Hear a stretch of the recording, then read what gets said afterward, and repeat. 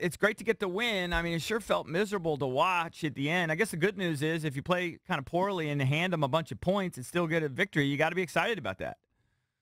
Yeah, and it's funny because Jay Gruden talked about that a little bit after the game, and he said that he feels like it's a sign of progress for him that they're not just happy with getting a win, that there's a lot of things they know they need to clean up. And he kind of feels like, hey, you're at a different spot here now in year 4 that they should have been able to close it out better. So yeah, you get a win. I think when you look around the NFL and you see what the Giants did last night, you see Miami coming back against Atlanta for that win, that if you can win this league, that's good.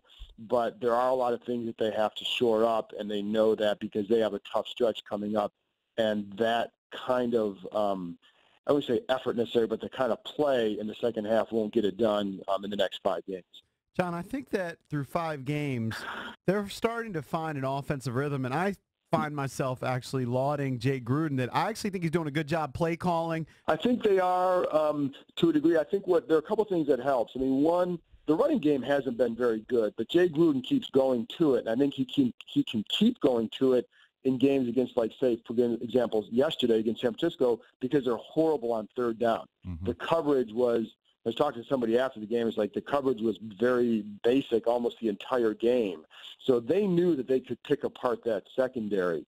And that allows him the luxury of sticking with a run that wasn't always working. But then along with that, you have a protection that was really good, and it allows Cousins, you see him spreading the ball around quite well, and a lot of that stems from trusting the protection, knowing that you can get to your second, third receiver.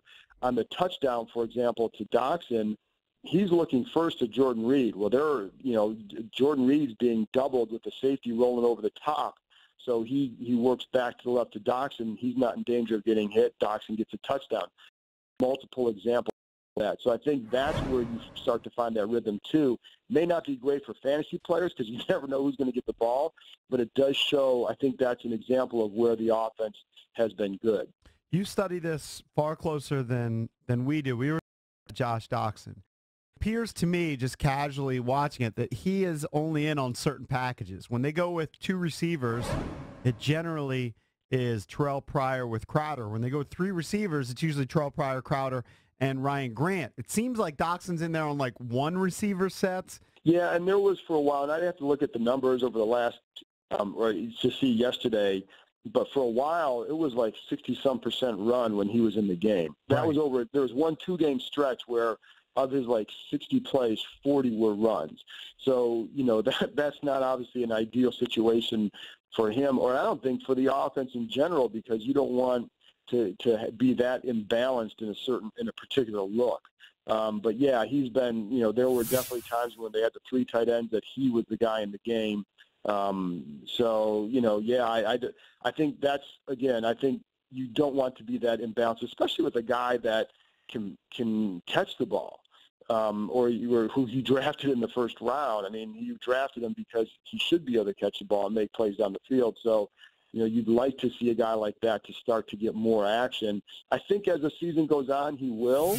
But we've kind of been expecting that after every game. You kind of say the same thing, like, well, I think next week he'll get more. I think the touchdown was a good thing for him, because it just with the thing that I liked on that play that. I've been calling for this, and not to sound like Chris Russell, but I've been calling for this.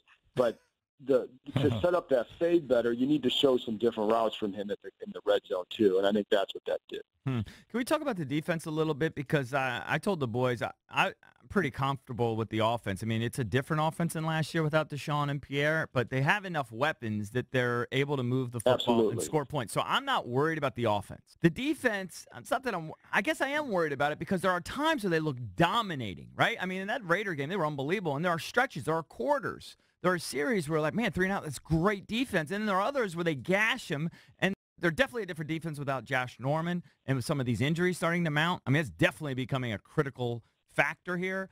But I just don't know how good they are and are they going to be able to hold up.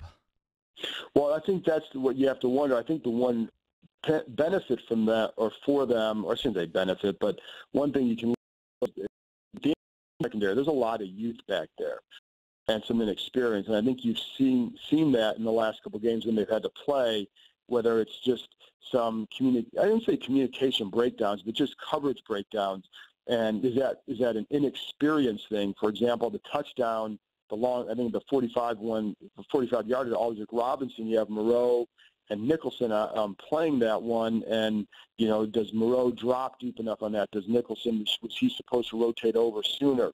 Those are things that I think you can clean up with those guys through experience. The problem is that there's always growing pains to go with that. So I think that's been part of the problem.